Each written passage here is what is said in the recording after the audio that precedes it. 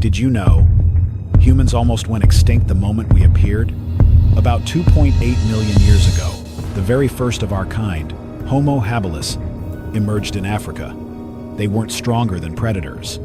They couldn't outrun gazelles. And they had no weapons. Population? Maybe just a few thousand. Total. One long drought. One unknown disease. Or one hungry lion pride. And we'd be wiped out. Gone forever. So how did they survive? Not strength. Not numbers. But observation. They watched the sky to predict rain. Listened to birds to detect predators. And this sounds strange. They knew how to run in groups.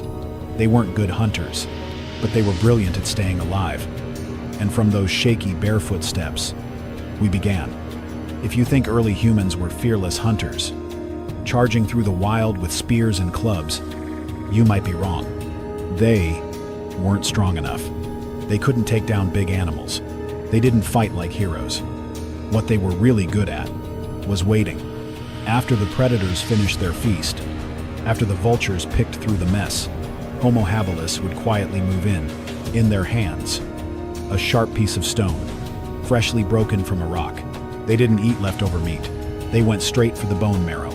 Big bones, hollow in the center, filled with thick, fatty marrow, pure survival fuel. They weren't hunting. They were dissecting, cutting, cracking, scraping, and always listening, ready to run at the first growl from the dark. Most people don't know this. The first tool marks ever found on animal bones aren't on the neck or belly. They're on the ends of leg bones, right where the marrow lives. They weren't warriors. They were survivors, armed with sharp stones and terrifying intelligence. Here's something that might surprise you. Early humans lived for hundreds of thousands of years without knowing how to make fire. No cooking, no boiling, no roasting. So, what did they eat? Raw meat, raw fat, raw organs. They would find a carcass, usually already torn apart by lions or hyenas, and dig their stone tools into it. The fresher, the better. But if it was a day old, they still ate it. Even the brain, especially the brain. Fatty, dense, full of energy. But that came with a price. They had huge jaws, massive teeth, and spent hours a day just chewing. Chewing roots, chewing tendon, chewing cold meat. It wasn't just eating. It was survival work. Fire would eventually change everything. It made food softer, cleaner, safer. But before fire, they ate what they could, when they could, and hoped it didn't kill them. At first glance, their hands looked like ours. 5 fingers, a thumb, skin, nails, bones. But if you looked closer, you'd see something strange.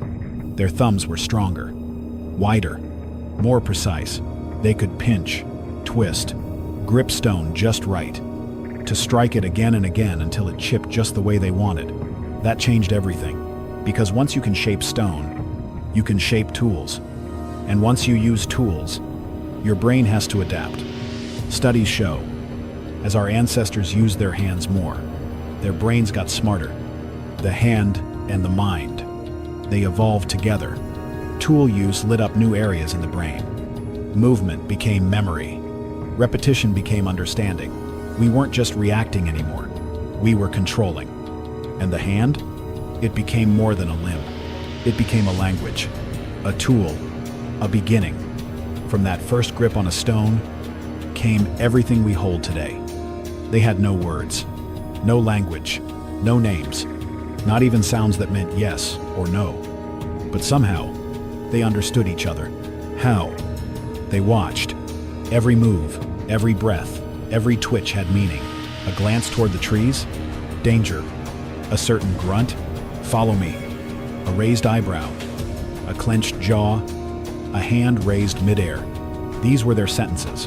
It wasn't perfect, but it worked. Enough to hunt together, to share food, to raise children.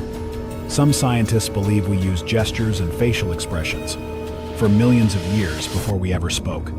And maybe that's why a baby today can understand a smile long before they understand a word. They didn't need speech to build connection. They needed attention. And maybe we've forgotten that. One night, the clouds cleared. The fire burned low, and someone looked up. For the first time, they really saw the sky. Not just stars, not just light, but patterns, movement, eyes. They didn't have a word for God, but they felt it. The moon followed them. The sun always came back. Thunder shook the ground when the animals fled. It felt like something was speaking, or warning, or watching. So they answered.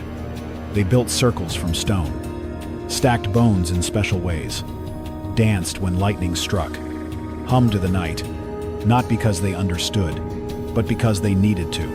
This wasn't religion, not yet, but it was belief that the world meant something, that they weren't just surviving, they were part of something bigger.